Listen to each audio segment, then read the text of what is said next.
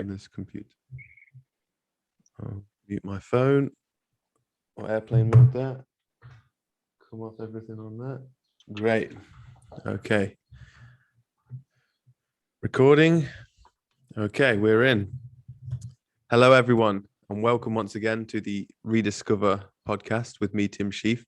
We're doing this once again. We got David Weck back on. I really loved the conversation, regardless of what the audience feel. I enjoyed it, but also just so happens the audience loved it as well. And I got a lot of great feedback and comments, and everyone's commenting, looking forward to part two. So I'm glad we teased it, and I'm glad we're able to do it. We gave it a few weeks to breathe, and I'm ready for it. David's kindly made some time for us. He's got his AirPods in, so the audio might be even slightly nicer for those listening on Spotify. So welcome, David, once again. Thank you very much.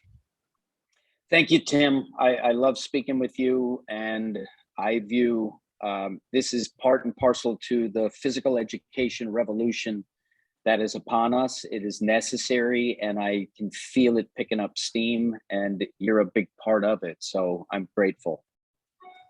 Thank you. That means a lot to me, brother. Like I know we've had some really good talks and we've had some great phone calls, and each time I'm like, I wish we recorded that. I wish we recorded that. But if we would have recorded them, it would have felt like it changed the purity of what we're trying to do.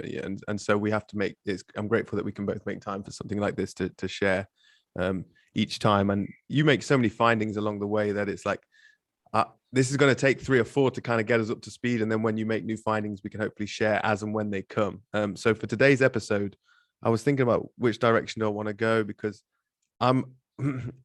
once you said balance is king, and I heard you explain it a few times, because with David, as most people know, it takes a few listens to really start to sink in. And, balance is king, balance first, strength is queen. And no one else does that approach. And I've since the day we spoke, I've not been on a Swiss ball. There's 2 behind me. I'm sat on a blue one right now. You can see. Oh, I've been on one every single day. So where my heart and head is at is I want to talk about balance, but I want to also come up to speed. So I'd love to start with the journey we finished last time. Was kind of, you invented the Bosu. You went on this journey. You realized balance is more important, or very important. It could be very important. No one else is doing it. I'm going to get into that. Oh, guacamole! Like the discovery you made, the eureka moments you've had. So you invented the Bosu was 1999. I think that's correct. Yes. Let's jump. Let's go to the rope. Let's start this episode with the rope, part 2. Okay. A lot of people here might be passionate about the rope already. Some people might have been doing it. Some people might never have done it. But I'd love to start that conversation. Perfect. Yeah. What I'd like to do is I'd like to just make a distinction. So balance training is a both sides utilized approach. And when you are training on a stability ball, the way you're training on the stability ball, you're training to control chaos. And that is one end of the spectrum of balance training, so that you get the reflexive writing and adjusting, and you learn to do less and to be more precise, so that your reaction to imbalance doesn't cast you out of balance, because you now understand the subtlety of those reflexive actions. And that's a very important component of balance, because in the moment it's happening real time, and your body, there's no time to think. So you have to have trained yourself to be cat-like, to find the relaxation, to get a base of support that's productive, as opposed to a protective response where you just, the fall is happening and you just protect yourself and impact, as opposed to find a solution in the moment, which takes some training. Now, the rope is the other end of the spectrum of balance training, because now what we're doing is we are programming this alternating bilateral continuity, same but different. So the right and left sides are now flowing, and just the motor sensory cortices in the brain that correspond to the hands, when you can pattern the hands perfectly, figure eights in space with that feedback instantaneously, now you're starting to program harmony. So now it's no longer controlling chaos, it's creating the truest form of balance. And it's both of those components blend together to give you the greatest effect. And balance is king because it's the foundation for efficiency. If any system does not have balance, then that system by definition is not most efficient. So it cannot be optimized. No matter how much you lean into the strength, if it's not coordinated, and that's really what balance is balance is coordination, then you cannot build the structure as well, as far, as high, as long than if you understand the base of balance. So that's sort of to sort of say Bosu ball. It can promote that sort of chaotic understanding, controlling the chaos. The ropes are the organizing modality that is probably the most important modality to have under your belt if you want the fullest integration possible. Man, that what a great way to start off this conversation. You just tie them in together. I'm okay on that then, because I have a question and a point. Because one of the things that you shared with me in Joshua Tree about balance was an equation that you had for balance. And so if you want to share that equation, and then I've thought of a metaphor that works for me, because I think if we can get everyone to understand the importance of getting that equation and understanding that for the way we want to move and be athletic, it will, if people understand that, it will help them value the importance of balance. So do you want to share the equation, your explanation, and then maybe I'll share my metaphor, and maybe you've got one to add as well. Perfect. So the equation is power equals strength divided by balance, or strength over balance. And the idea is that strength is good as long as it's related to balance, and it's not strength without balance. So power is going to equal strength, which you want to be the highest number possible. That's in the numerator of the equation.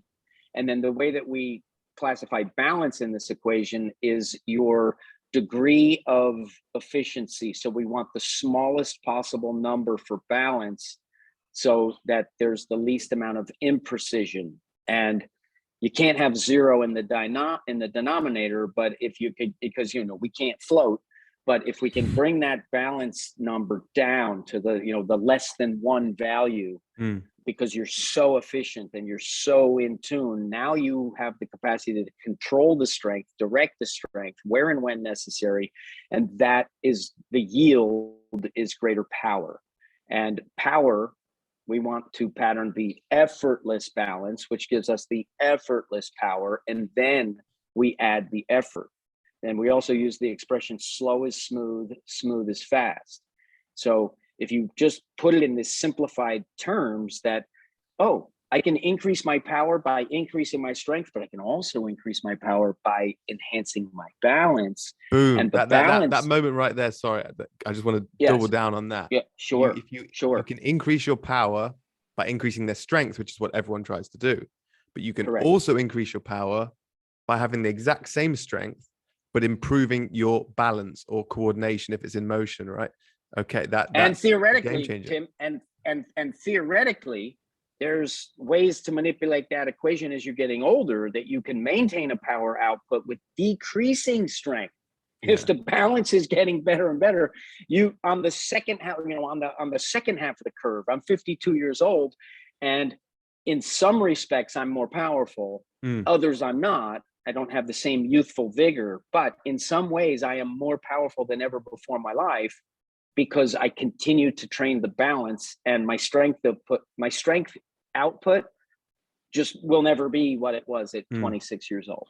Yeah. And so for me to try and help translate that a little bit is it's a random example, but I picture like a rocket shooting off, right? And although when you do actually see them, they kind of curve, because that's a whole other question, right? They go off the coast of Florida and but hypothetically a rocket should go straight in a straight line, and it's sat there. It has to go faster than the escape velocity, that where it goes around and it's no longer tethered. Okay. Is the theory. Got you. That's the theory. Okay. So let's just say, dumb it down. A rocket's going from the Earth straight into outer space. It's held in place by something that makes it balance. Now, if the thing holding it in place is rickety and you try to shoot that rocket, well, it's not going to get, and you want it to get 100 meters off the Earth, it's going to take a lot longer to get 100 meters off the Earth if it's pointed 90 degrees from the Earth than if it's falling at 80 degrees as it shoots. So you think you're running down a track, a running track from the start line to the end line, and you're pushing with your legs, essentially that's the rocket. How balanced you are is the clasp around the rocket. If that clasp is loose, and or a tripod, you put a camera on a tripod and it's perfectly static. Now, if you have a monopod and you try to take a picture, but you're not holding on to it, it's going to start to fall. So every step we take is essentially you're on a monopod, but when you position the head over the foot and you're able to find this balance, that monopod, that single leg is in balance, and you can use that force, that rocket power, the fuel, whatever you're doing, to get to the goal of from A to B. And you're going to be efficient because you're in balance. So every bit of fiber of force that you put in the forwards direction is going to be utilized to go in the forwards direction. If you're not moving from a balanced position from a leg, every bit of, only a fraction of the, like maybe 95% of the force that you use to move forwards is gone to move forwards, and the other percentage is leaked out to the sides. So when you are head over foot in a balanced position, and here's to go into another quick metaphor while I'm with it. I played video games when I was younger, Halo and games like that, Gears of War. When you're scoping, and when the scope goes on someone's head, the scope goes red, it appears red, right? So you're on for a headshot when it goes red. Then that's the moment you're in a precise position. When you move with balance, there is a feeling in the body and a knowing that is akin to seeing that dot go red when you're accurately going to get the headshot. It's a kind of, hopefully that metaphor makes sense.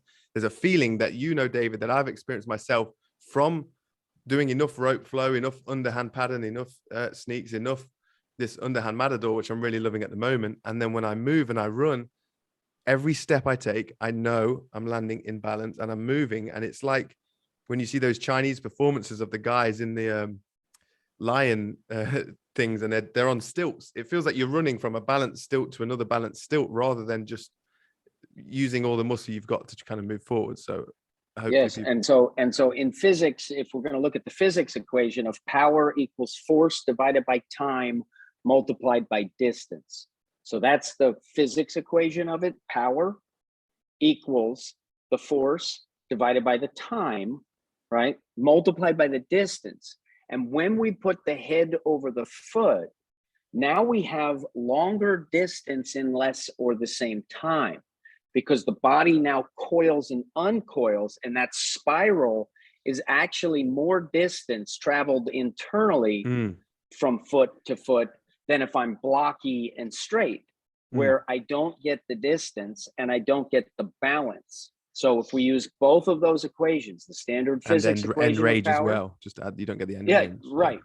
Right. Yeah. So if we use both of those equations, we can understand just how important the balance is. And it just so happens that in the human body, that head over foot strategy is the simplest means by which a human being can sense, experience, feel, and know and understand and do what I call true balance. And how I'm defining true balance, because my goal now is to simplify this training and normalize this training so people don't even have to learn it. They learn it by osmosis. Everybody around you moves with true balance. You're going to move with true balance. Everybody speaks English. You're going to speak English. You're going to speak like a Brit. You're going to speak like an American, right? It all depends upon what others around you are doing. Yeah, and children right now learn to walk from the parents. Yeah, right. You watch, it's mirror neurons and it's osmosis. And if everybody around you is moving well, the odds of you moving well are very high. And if everybody around you is moving poorly, the odds of you moving poorly go way up, right? So the head over the foot is how you experience it. And how I define true balance is your ability to seamlessly change your weight from foot to foot, and to be able to interrupt and stop the walking gait cycle mid-stance without losing balance. And the head over the foot and transition to head over the foot. So you're landing in concert where the foot and the head are aligned. That takes a coiling core to get it there. That's going to be the infinity path. Yeah, the infinity pattern. So you're getting the greater distance in the less or same amount of time. And you're delivering a more productive force that you're able to receive. So if I'm imbalanced, the force factor may be, some coefficient but you're not able to recapture that force delivery if the force delivery is not balanced. And then there's internal stresses in the body that has to compensate for the fact that you're not expressing a productive force exchange.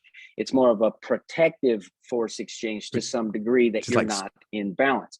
Like stresses the knees out, you're trying to, all sorts, the lower ankles, back, lower back especially, because everything routes to that lumbodorsal fascia in the back.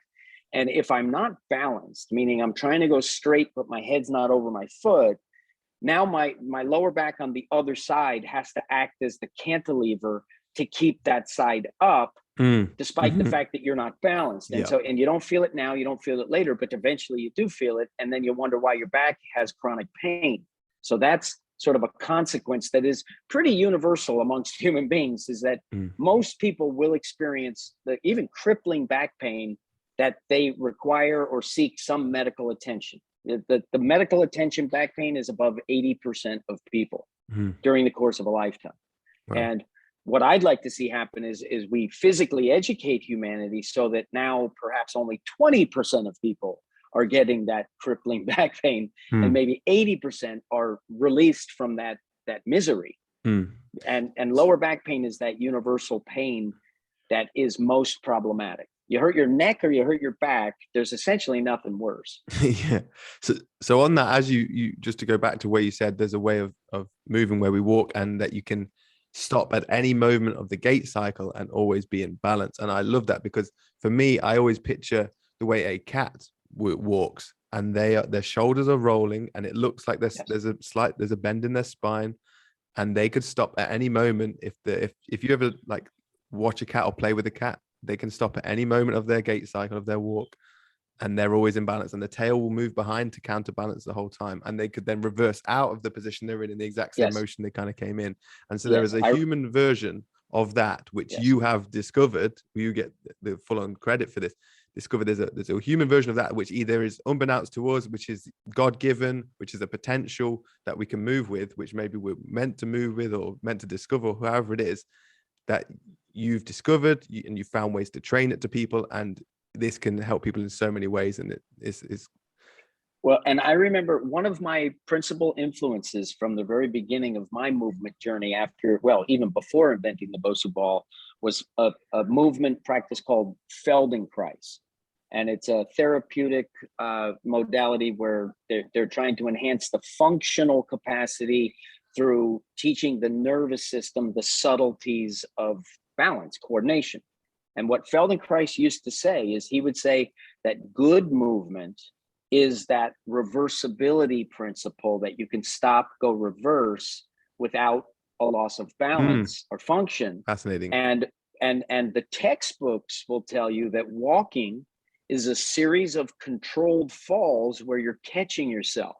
So the textbooks are defining terrible movement where you're falling down all the time and recovering. That's how I walk on my hands. That works for walking on your hands, but it's different for the... Well, it works for walking on your feet too. It works. You can land out of balance and recover. It's not that hard to do, but you're not efficient. And walking is the universal function, in the sense that even if you swim, you walk to the pool, right? If you ride horses, you walk to the stable. So walking is how we get from here to there. It's extremely simple and easy to do wrong, and it's extremely simple and eventually easy to do right or correct or optimal. And so I like the phrase, knowledge is power. Knowledge is power. And we have to get to a point where the physiology textbooks now start to say that walking is a fluid engagement where you are delivering and receiving the forces to the ground that allows you to change your weight seamlessly from foot to foot, and you can stop mid-stance in the walking gait cycle, pause, reverse, move forward. And then there's an important caveat to the head over foot equation. And that is, if you're seeking to change direction, now the head goes inside the foot, outside the foot, forward the foot, wherever, because you need to create angles. And you can think of your body as a root system for the brain. So, and where's the brain? It's in the head. What's the, top tall, weight on your body that's extremely heavy relative to body parts? The head is pretty heavy. So you're straight ahead, it's head over the foot, and then cuts and angles. Now you're using the directional vectors that if you master the vertical with that straight ahead, and then cardinal calisthenics, where you're learning to shift direction and land every single step with true balance, now you have the capacity to cut angles so much cleaner and more efficient, because eventually when you catch up to yourself, you're back to head over foot. I remember that experience when I first did Weck Method, and at the Weck Method lab, and it felt like there's these sort of matrix lines of, I'm sure you've got, you call them referential points, I think, that you start to tune into, that you start to feel that you can cut from this angle to that angle. And the whole time your body is just like I don't know if kaleidoscope's the right word, but it's kind of vortexing and working in harmony to one thing moves, everything else moves in a harmonious way to correct it, to remain in balance the whole time as you change the angles. It's sort of like throwing a punch. There's a reverse action on the other side, the non-dominant side, that will fuel and power the punch, versus if I just try to punch with one side, not incorporating the other side, I'm missing out on that spiraling action as you're describing, where you get the full contribution of your body weight, the whole body in a 3D that's kind of a 2D version, right? To simplify, right? What's happened in exercise and physical therapy is, the definition of 3 planes, and just this idea of sagittal, frontal, coronal, transverse. There's a little hitch in your thinking, even, because any motion is always in 3D, because we are 3D. So if your objective is, I'm going to train the transverse, and so you just start twisting, which is not an effective way to train transverse rotation, because you're not dipping and creating the power and the load explode. You're just using the way the muscles were meant to work together. You kind of stressing one out. You could locomote and run with a strategy where you just do this, and that will help you land with better balance. If I keep my head in the middle and I twist enough, then I can, twist to the other side. It's not good for you. It's not powerful. And it's a mistake if you were to teach it. So, and you see now, like what I really like is, I like the fact that people change. So you'll see movement training systems that once taught, head in the middle, that are now teaching head over foot. Right. Because they're at least they are keen to, the truth and what's happening, and they're willing to, depending on how much it challenges them. There's a limit to how much truth there is. If you transform to head over foot from you used to be in the middle, well, now you're doing something that is very admirable. Some people get stuck in, no, it's my system, and then they don't even look with enough depth to understand if they're correct or not. So, and that's the portion of the fitness industry right now that I sense a huge opportunity to create sort of this vortex of positive peer pressure. Right? Do you want to perform better? Can you walk? Can you walk with true balance? And it's just knowledge is power. Because if you read the textbook and you did it the way your parents are doing it, and their back hurts, and your head is in the middle, and you're falling all the time, constantly catching yourself, and now you're teaching exercise, well, it's like building a house without putting in a solid foundation, right? We're going to build on this sand, and we don't need to worry about the foundation because, it's super, it's neutral.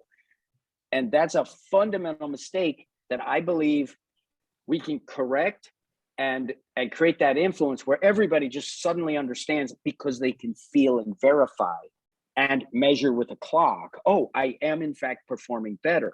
And that's what we need. But it does take take some practice and commitment to get to that point. But we can come back to that though, because it's not like you can do it one day and you're going to be faster. But go on. No, 21 days. If you be mindful for 3 weeks, and just be mindful of it for 3 weeks, then you've said it and you can forget it.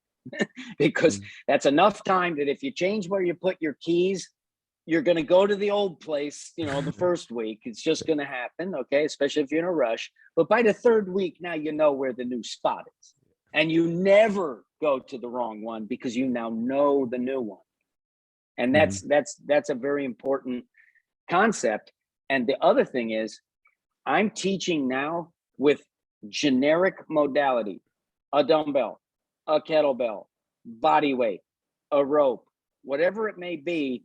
I don't make a dime when I teach true balance with a dumbbell, because the way I see it is we can float everybody's boat to a much higher degree, which is that's I have a mission that supersedes the mission to make money. The governing mission is every step stronger for everyone, and it's knowledge is power. And ultimately, you have to have a body weight strategy with absolutely zero restriction or barrier to entry. All somebody need know is the information, and that makes it most viable and easiest to share. So it's not like you have to wait for a delivery of a product that I'm selling you, right? It's not like, oh, I don't have access to it. It's, oh no, there are specific drills that you can put your head over your foot and land it, put your head over your foot and land it, and get good at seamless weight shift with the ability to stop mid-stance in a walk. Because if you have that, and that's your habituated behavior now, because you spent 3 weeks doing something relatively simple that might not be easy at first, but becomes very easy. It actually becomes easier than walking poorly, right? Yeah. And this is so this is a sharing of knowledge and information. And that is where the power lies in this equation, that we literally help billions of people. And if you feel better, you tend to act better. And if you feel powerful, you tend to do better. And if your aching back just won't give you a break, well, then everything you do is sort of, bleeding out. It's not all of you there.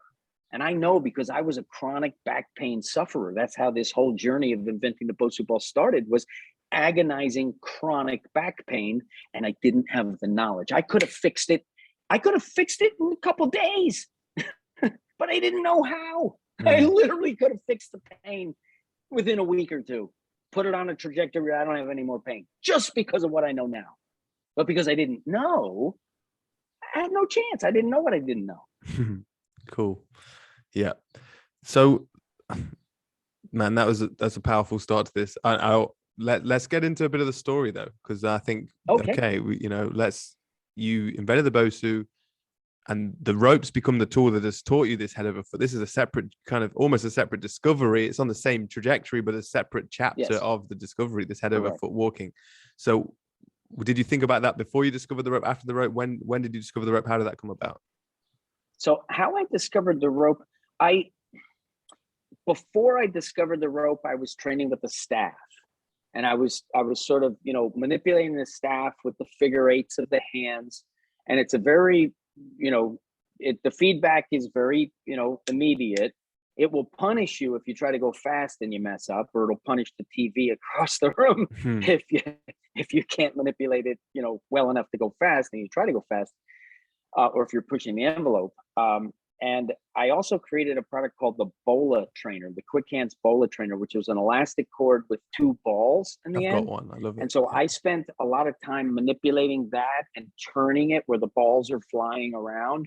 And so I was manipulating the string from the center, which is extremely challenging to do. It takes hours and hours and hours of practice.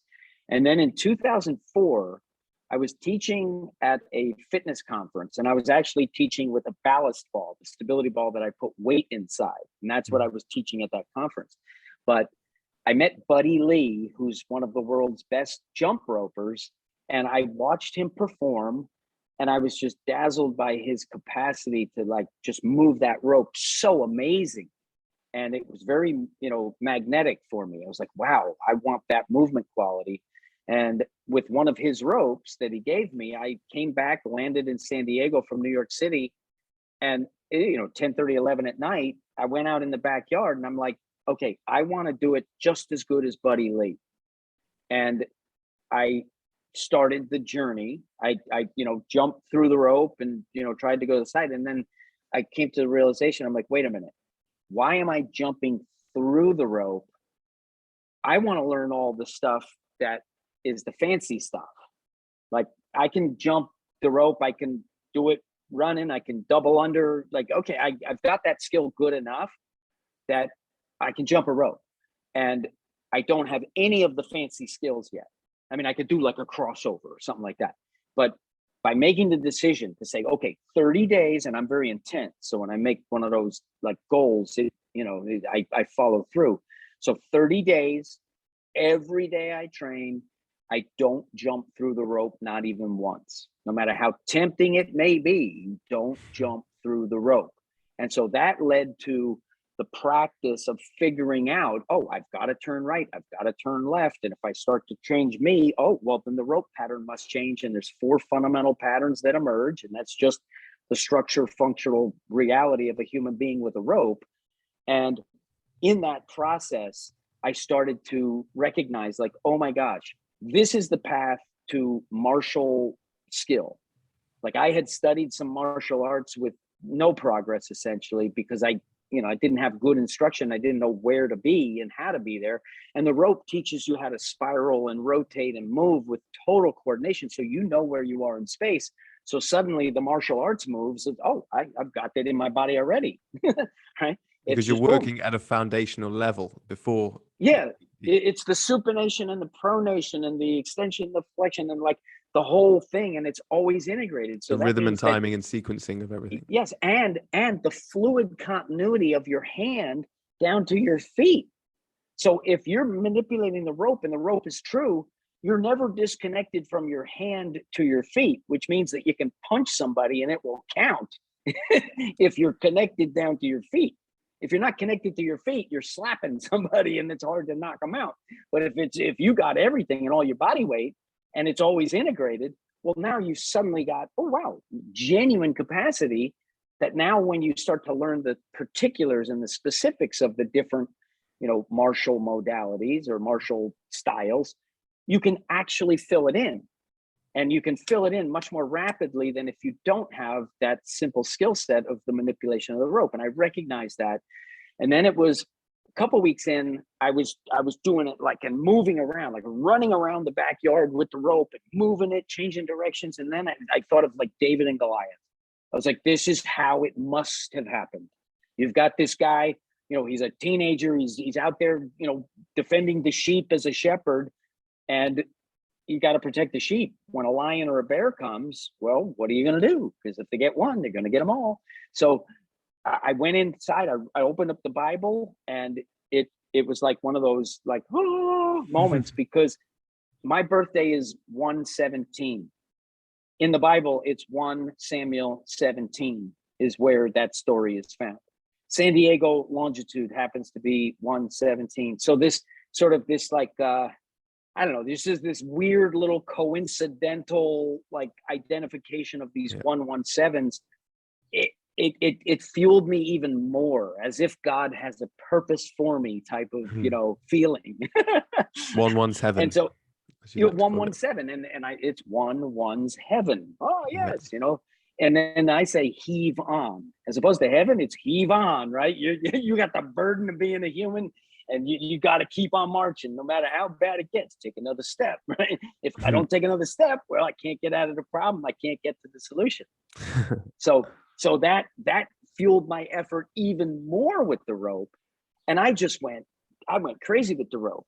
And in 30 days, I had literally transformed my body, and I had literally programmed in that figure 8 continuity of dominant, non-dominant. I was suddenly better at every single thing that I did.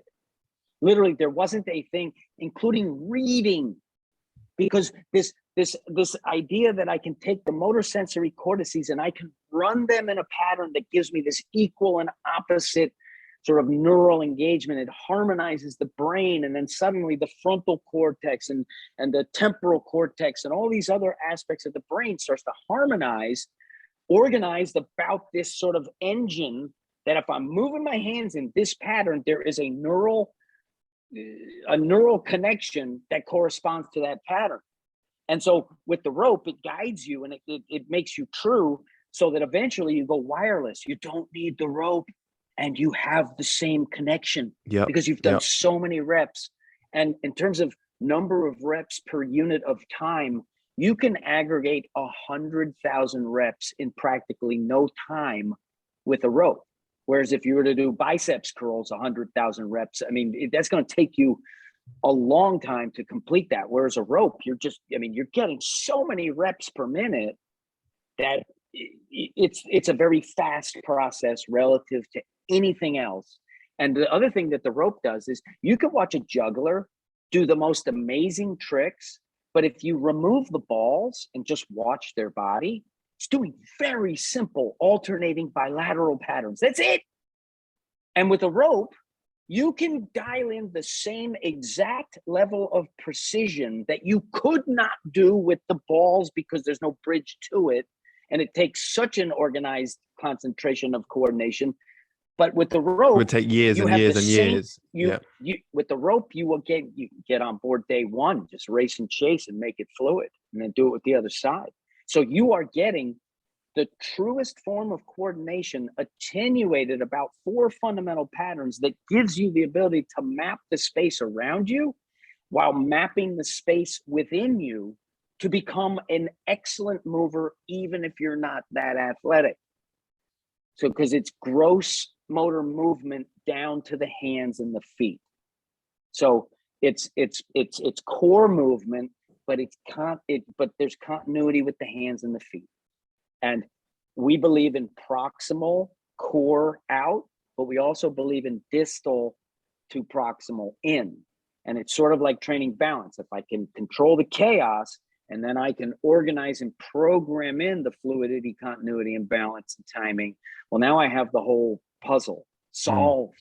And now I'm not in pain, chronic pain. You can bang yourself and get in pain for sure, and you could overdo it and get in pain, but it's not this chronic, annoying pain that won't go away. And that, I mean, if you watch the news in America, every commercial is for some malady, some pain. I can't sleep. I can't do this. I can't do that. It's all pharmaceuticals. You think about how many aspirin, Aleve, Advil are taken every single day. You're a UPS driver. He's taking Advil because his back is killing him. The way that he gets through the day is he pops a couple pills. This is commonplace in humanity. And if we just learn to move with efficiency, suddenly all those problems miraculously just resolve themselves. So it's healthcare. It's literally healthcare. There was one thing I think you mentioned about the brain, because as many people listening might know, and I've mentioned before, and people that dig into this stuff, the right hemisphere controls the left hand and the left side of the body. Also, there's a book on how to build your brain, which is about training the non-dominant side. I can't remember the author right now. But if you use the left side of your body, that helps to build the right side of your brain as well. So not only does that control that, when you use that side, it helps to build that side. Am I got it right? You went and met a lady who studied this stuff, or? Yes. So one of the possible authors would be Michael Gelb. He's a guy. He wrote Think Like Leonardo da Vinci, and More Balls Than Hands. It's a book, and he was really a proponent of this, non-dominant integration. I met a woman who was a professor at Arizona State University, and her name was Deborah Cruz. And she was literally brain science, performance science. Golf was her main focus. And what she would do is she had a helmet that was just all sensors all over it. So they could literally map the electrical frequencies everywhere within your brain.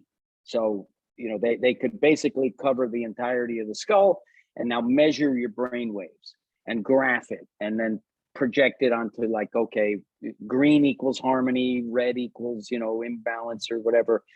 And what she found, and this is really cool, is that if you introduce a balance challenge that is within the range of being challenging but attainable. So you have to be present and you can overcome the challenge. If it's too hard, it doesn't work. But if it's in that Goldilocks sweet spot where it's a challenge, but you can overcome it, your brain harmonizes.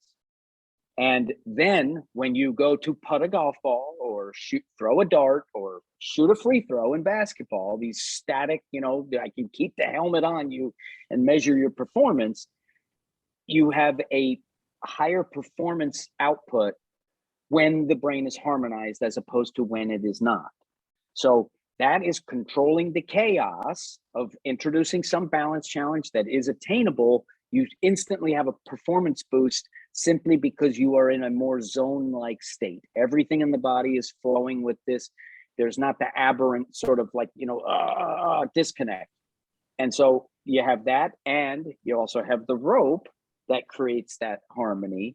And that's what I was interested in with her, is really getting underneath that. What are the factors that can enhance human performance that we can get through the body, and how we manipulate and use the body? How can we influence the brain to then influence the body to perform better and win and not lose or just beat your personal best, just whatever it might be.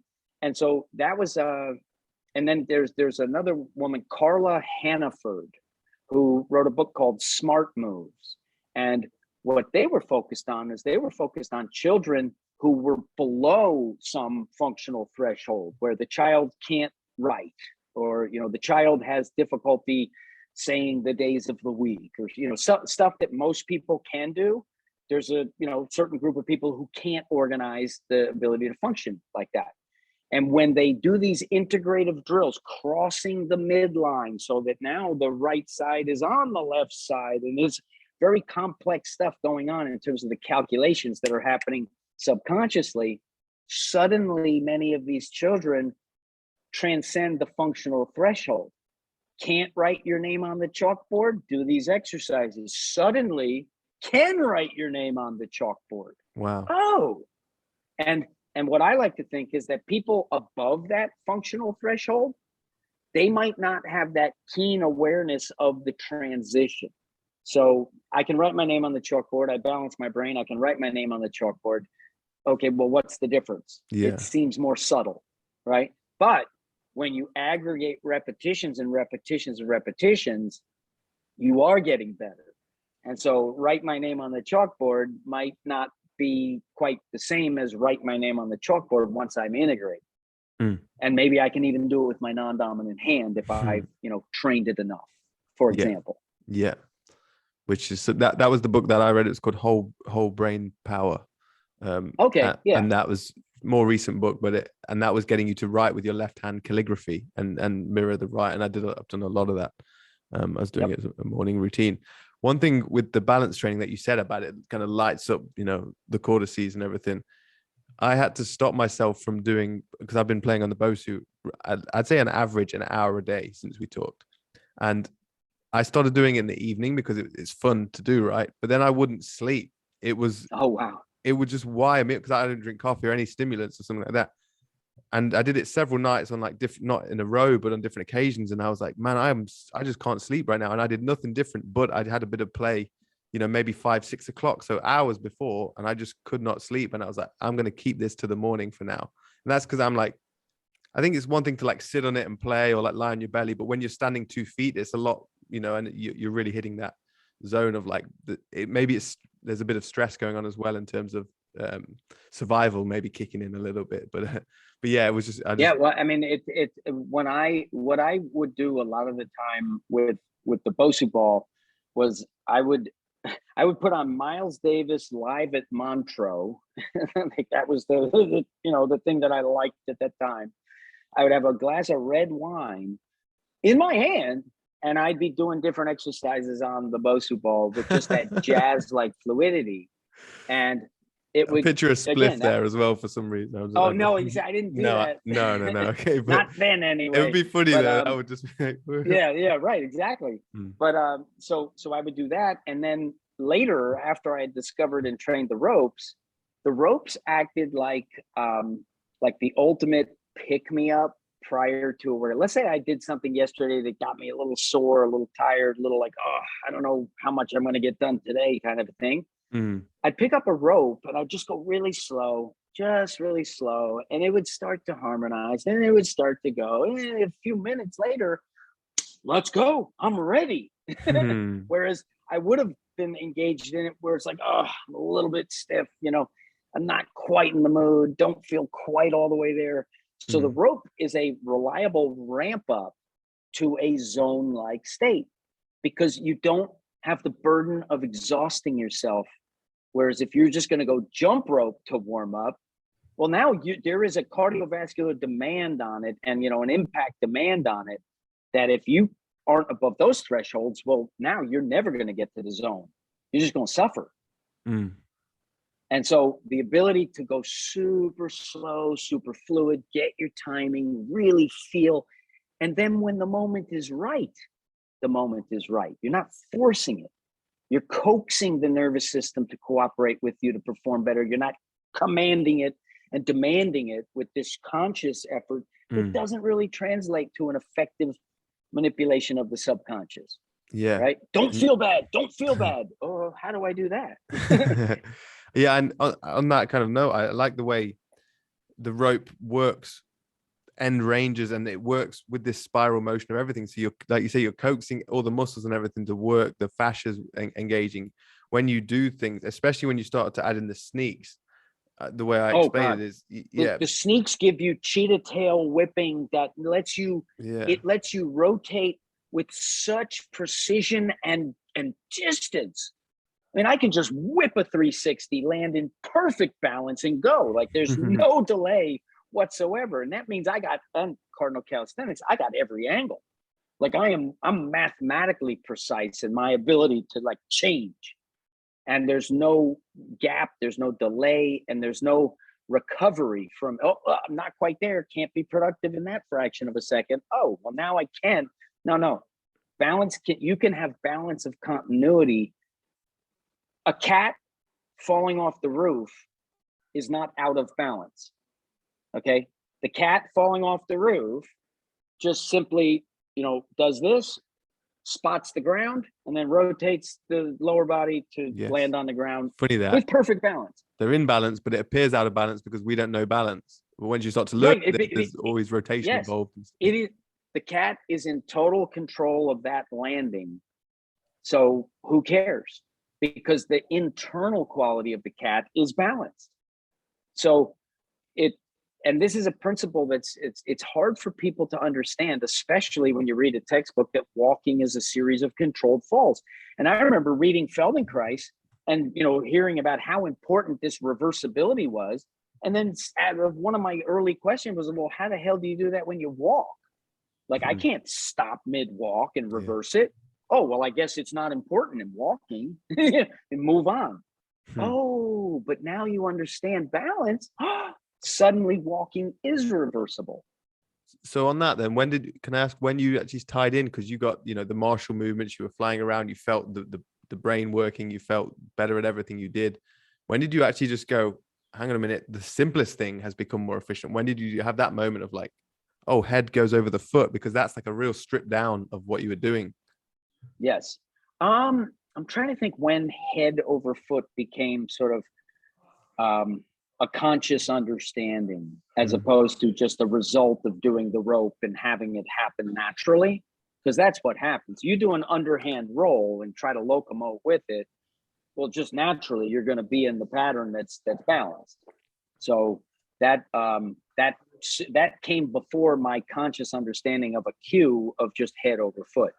And I'm gonna say I probably went about 10 years or so, or maybe a little bit less since inception of rope to understanding of, simplest cue, right? I want the simplest, most effective dose to get the most done and no more.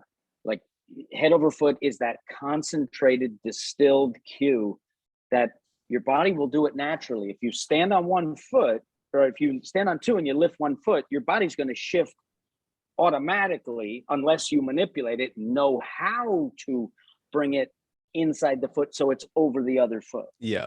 Right. And the other position. Yeah.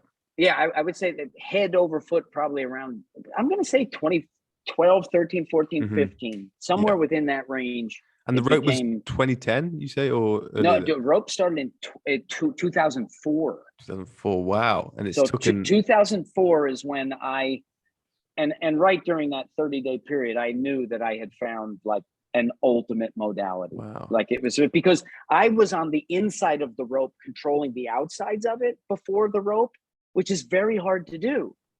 And there's no guarantee that you're going to get it because you're releasing and catching and releasing. So you're going to miss and you're going to Mm. interrupt your flow. But when you grab both ends of the rope, they're not going anywhere. You can't tangle it. To keep them in your hands and tie the best knot you ever can. And you just do like that because you didn't interrupt the ends. And so Mm. by manipulating the ends of it, I have that telephone cord, 2 tin cans. Hey, how you doing? Doing just fine. Keep up the good work. Right. And so I recognize the simplicity of it. And the barrier to entry is almost non-existent. Anybody on this planet can go get a length of rope. They don't have to buy it from me. They don't have to buy it from you. They can Nope. go get it, right? It's a length of rope. I've used seaweed. I've used the drawstring of my yoga pants. Like Yeah. in a pinch, you can even find a rope, right? Yeah. So it becomes a modality that we can share and spread all over the world. There's not the same barrier to entry of Mm. even a dumbbell or a treadmill, or they're much harder to come by than a piece of rope. The rope is portable, it's easy, and it builds that foundation that anyone in the rope flow community knows the benefit of the rope, and they move like a cat. Every single person in the rope flow community gets to move like a cat because they enjoy patterning this balance and continuity in the body. Mm-hmm. And we can do it strategically in exercise as a warm-up, a productive recovery, a cool down, an off day, until you get to the skill where you can make this, this is my high intensity set. I'm going to do this pattern for this long at this pace, and I'm going to be exhausted at the end of it because I got the skill set to make it exercise now. So the way you say that everyone in the community gets to move like a cat, I think intellectually the whole community gets it, right?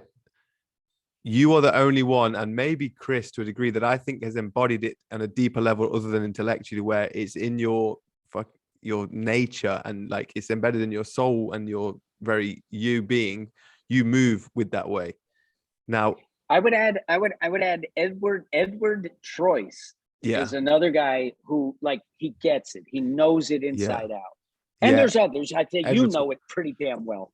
Yeah, but I still feel like you said, 2004, man, like you know, and you're still going with it. I feel like there's us that are sort of like, maybe me and Edward and Chris is a bit further along, that we're starting to trickle from like this intellectual, yes, we can do the rope, but actually implementing those patterns into the way we move in under challenge of like, if it was an athletic challenge, we might just resort back to our old habits, you know? So whereas you can stick with it. So it's still it's in its complete infancy, and it's still very exciting because there is that potential. But I just wanted, for those people watch, like, that might look at other people and go, do they actually move like that? They're starting to, when they're with the rope, and it's that integration is going to take some time, I think, to really embody it the way that I see that you do. Well, and I think one distinction that I will make with the rope is there was certainly times in my life where I enjoyed flowing with the rope for hours. So I can relate to that person who, it's a new discovery, they've found it, they feel it, they love it, they do it. But what I would say is that the thing that really is the underlying driver for me is training. So if I know that I'm going to emerge on the other side as, more capable, better prowess, I can beat even a better man than the better man I could beat yesterday, because I like that. I'm not physically gifted so much as a tenacity and decent athleticism to say, okay, God gave you more, but you're losing to me today. Like, I have a competitive drive. And so I'm willing to do it as training, where that's why it's cardinal. That's why it's intercardinal. That's why I'm so strict with myself to get those directions and those patterns and those angles all mapped out with precision, as opposed to, well, I'll turn this way, I'll turn that way, I'll flow with the rope, I'll have fun. That's very productive, but it's not scientific. It's not mathematically precise. So I built my foundation on mathematical precision, and that will tend to give you more freedom to flow with even more fun, because now you've organized it scientifically. Like, we want it to be, 90 degrees is 90 degrees, 45 degrees is 45 degrees, right? 8 slices of pie, I need to know all 8 if I'm going to be great. Nice. Man, we covered a lot of the rope. We covered some balance stuff. I think we're going nearly an hour, and I think there's other things that we need to talk about, which we'll do in another time, is the pulsers, because that's a whole another thing. And let me just say on the pulsers, the pulsers stemmed from a discovery, an internal discovery, can we save skeletal arrangement. You can we'll save that. Do a few minutes, but we'll go into it. Yeah. No, what I want to do is I just want to intrigue listeners and viewers that, like, okay, so 2010, I made a discovery with my hands, to arrange the bones of my hands, that gave me a circuit that my fascia could now connect.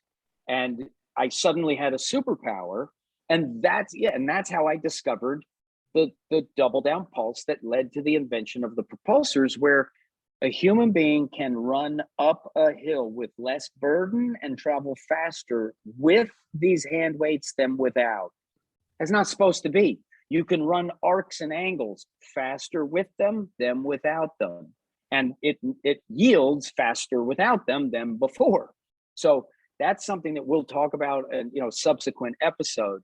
But what I would say is that because I was given such a huge gift that all the hours of every day were my own for 20 years, which means I could invest in training, not training myself and testing with others, as opposed to the burden of having to deliver training, where I don't have time to make discoveries, and I can't take chances because it's another person who's paying me to give them a service. Yeah. So if you're in the hunt and you're training people, there's so much less time to go off and explore things. And I was given that opportunity to go off and explore things, to land on things and come to realizations and discoveries that are ahead of the pack. Yeah. And some of these things are so far ahead of the pack that the critics don't even know why and how they are incorrect in their criticism. Yes. You know what I mean? Like, they can't even fathom. Yeah. And you've allowed yourself. I mean, I'm someone who wakes up and I do have something that I'm passionate to put some time into each day, but I still have a certain element, and I think this is from my parents, to be honest, of guilt, where I feel like I have to be working in the world and having a business and do some hours each day dedicated to this business. That's aside from that, whereas I feel like you've got this openness and this lack of a block, where I feel like I've got a little one, and some people might have this where you can wake up each day and just do what you want to do and not feel any Here's I had the same exact angst that you did when I was an actor in New York City. Yeah.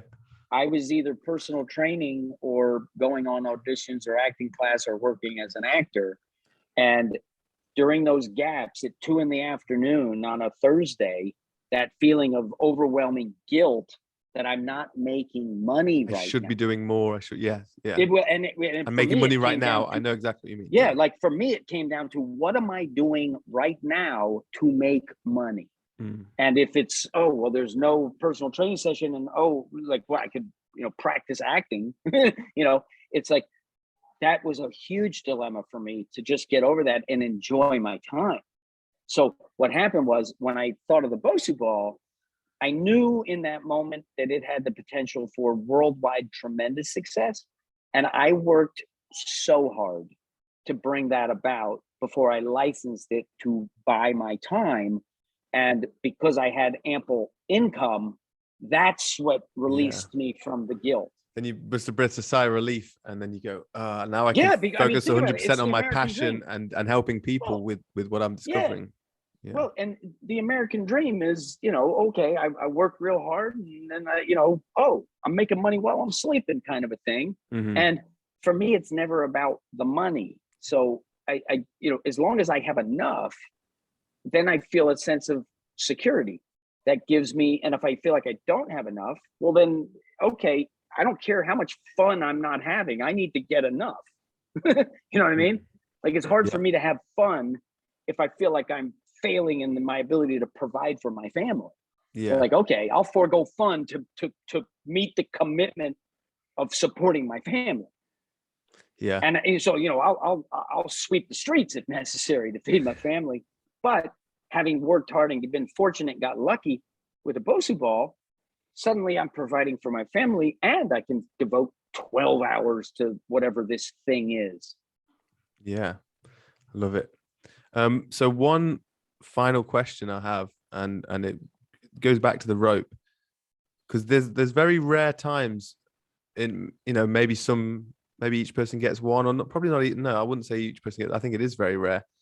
You discovered the rope in 2004 and played with it, and it took until WEC method qualification one was probably 2018, 2019. So over Yeah, what 17, 18, probably. yeah, Yeah. well over 10 years from you going, that aha moment that maybe 10, maybe 50 people are getting each day this year, right now 100 people maybe picking up a rope and going, what this is doing, I'm feeling amazing, I feel a lot like whatever it's doing. You had that, and how was that struggle to getting people on board to believe that it did what you knew that it could do? Because that must have been What I would say, a yeah, grind.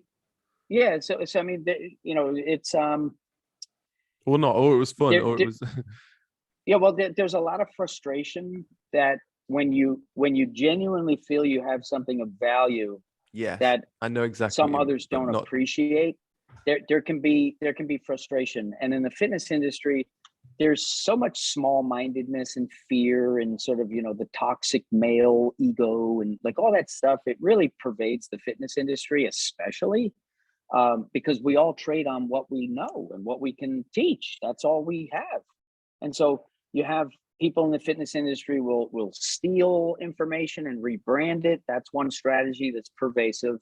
Um, it's the inventor's dilemma. You invent something, you want everybody to use it, but you don't want them to use the knockoff that doesn't come back to you. So I mean, and if Yeah. you're successful, you're guaranteed to have knockoffs. So it's a constant struggle. But I'd say that what I did in the beginning years was I didn't focus on the haters so much, and I kept my mouth shut. I didn't, when somebody bashed the Bosu ball publicly and they had Mhm. a credential behind their name, they're, a high level Yeah. NSCA, CSCS trainer, and they're telling you Bosu balls suck. I just kept mum and I just did what I did and I taught people around me. But then once I discovered more discoveries, I was like, okay, now I'm loaded for bear and you can't beat me because I know better than you and I can do better than you. And I figured out that doesn't work either. Mm.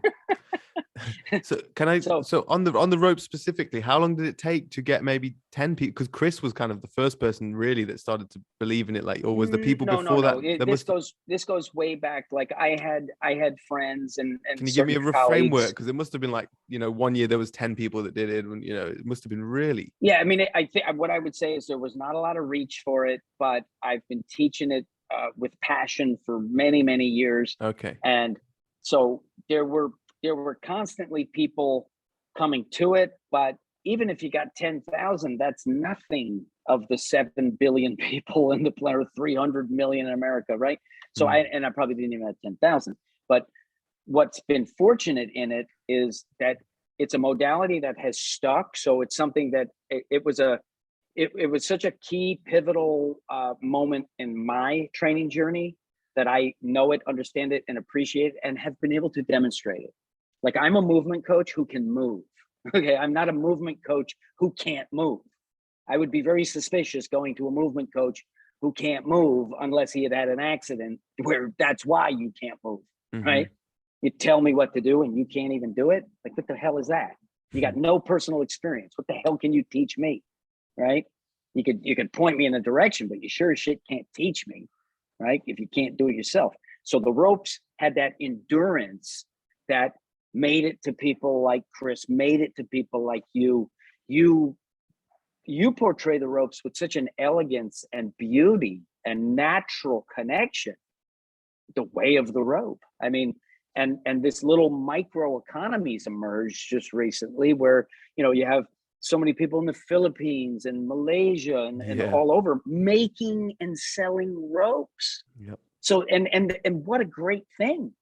So now you don't have to wait for it from anywhere. And, you know, it's, and these people, they're not doing it for the money either. They're doing it to share it.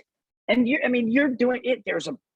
You have to make money to keep doing good. So, I mean, that's viable.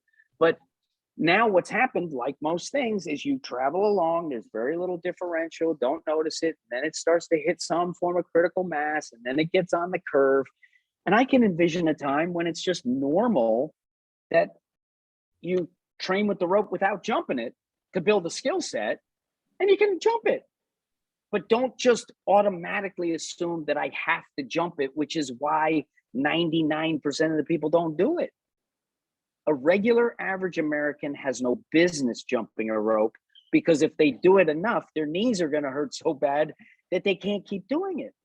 If you're overweight, jumping rope is not the best thing for you most of the time. But you learn patterns, you can get super, super intense. And I could do upper body stuff that's just as demanding as jumping over a rope. I mean, if you got fluid and you're doing jump turns with it, right?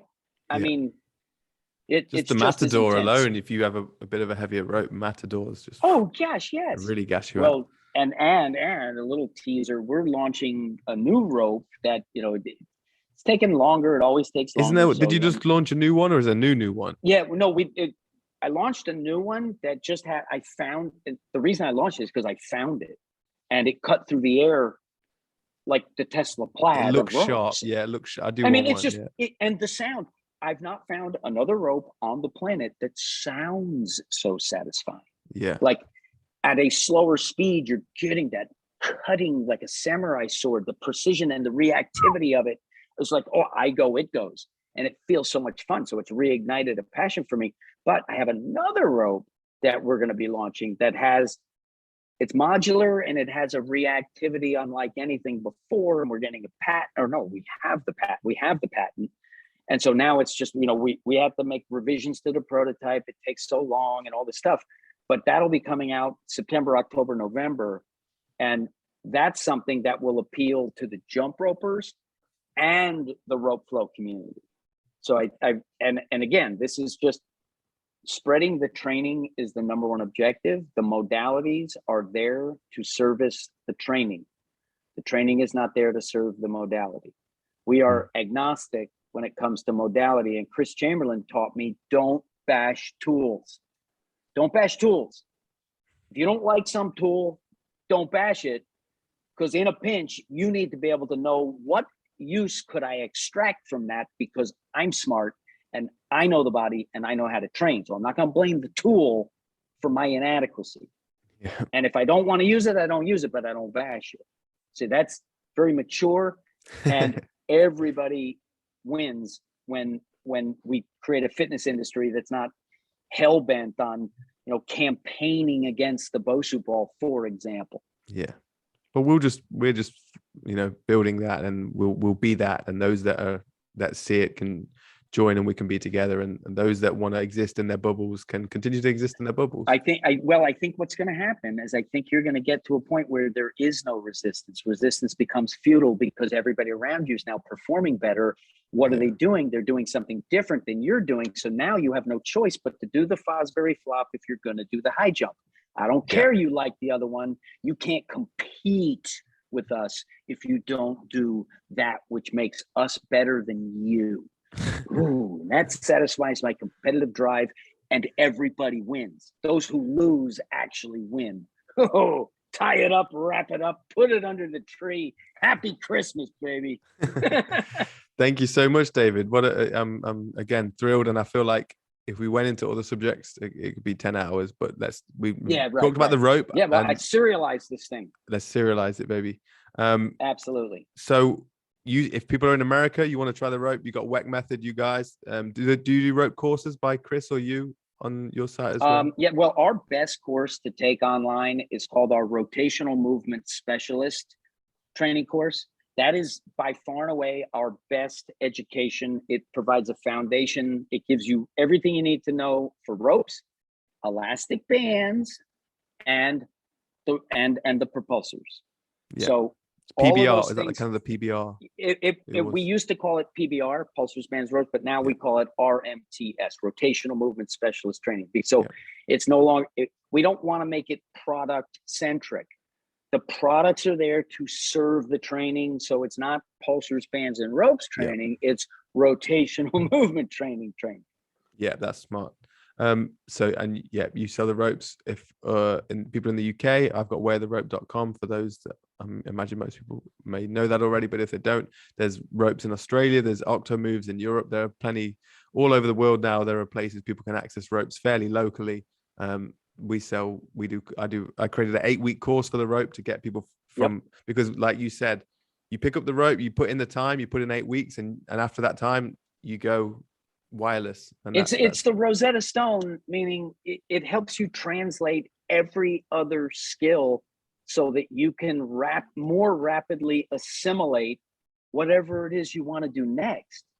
You want to play the guitar next? Rolling the rope will give you greater capacity to do that better. Everything you do is better with harmony and balance. Everything, except failing. Great. So thanks, everyone. You can check David on Instagram. He's putting out videos every day, simplifying this, the head over foot techniques, using the weights and just making it really accessible and obvious. Yeah. Positive peer pressure, no barrier to entry, every step stronger for everyone. Physical education revolution. That's what I want you as a listener to glean from this. Get on board and let's make the human condition better. I mean, we have to up our game so that we can now enjoy and utilize the technological advancements that are coming, as opposed to letting ourselves wither as the technological advancements of the past were granted to us. So we have become less fit because of technology. And now the technology is going to get to a point where means of production will become so incredible that scarcity could literally disappear if robots are doing all the work. And now what does a human being do but empower yourself so that you have command of yourself in the 3 dimensions? You got a great relationship with gravity, which means you got a great relationship with the ground, which means you got a great relationship with your physical self. And now we put everybody on that program.